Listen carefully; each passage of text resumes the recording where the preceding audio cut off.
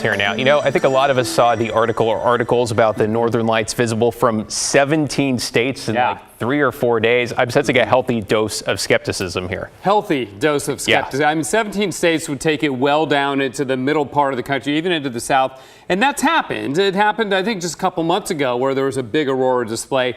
But it's rare. We're going to dig into that in just a minute, and I'll show you what I think is really going on with this. Let's take a look, though, first of all, at the sun itself as it was setting from our camera in the Dalles on the Oregon Veterans Home looking off to the west. There's some smoke up there. You can see some thin, kind of whitish filaments like right on through here, not really moving around a lot. So there's a little bit of wildfire smoke in the sky, but in general, it's clearer than it was last week when we had a big haze from the Canadian wildfires.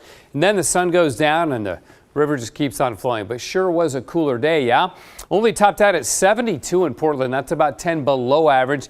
Several spots like Scappoose and Kelso never made it out of the 60s, which is kind of fun for July. The cloud cover doing its thing and keeping us cooler. 76 in the Dalles. That's a cool day in July for the Dalles. Medford near 90. Malheur County made the 90s.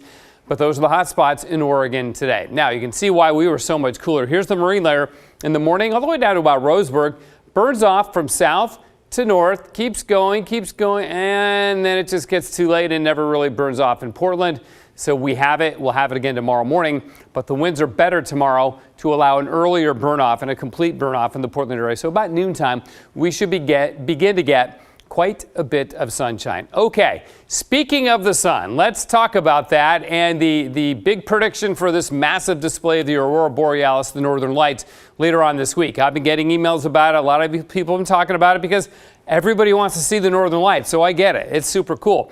The sun has been very active because we're going into a period. The sun's on an 11-year cycle where every 11 years it goes through what we call the solar maximum, where there's a lot of solar flares, a lot of geomagnetic storms, and those are the things that spark the northern lights. But the article that said, hey, 17 states, and it's going to be Thursday, and you're going to see them. A lot of erroneous information in that article. So here's what we need in Portland to actually be able to see the northern lights from here.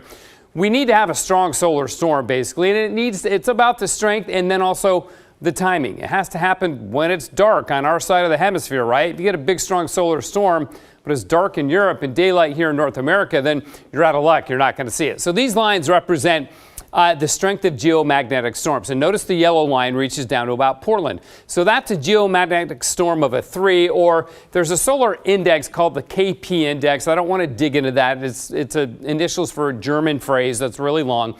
And the higher the number, the stronger the solar storm. That's what we need to know on that. We need about a 7, better an 8 or even higher to get a good display of northern lights here in Oregon.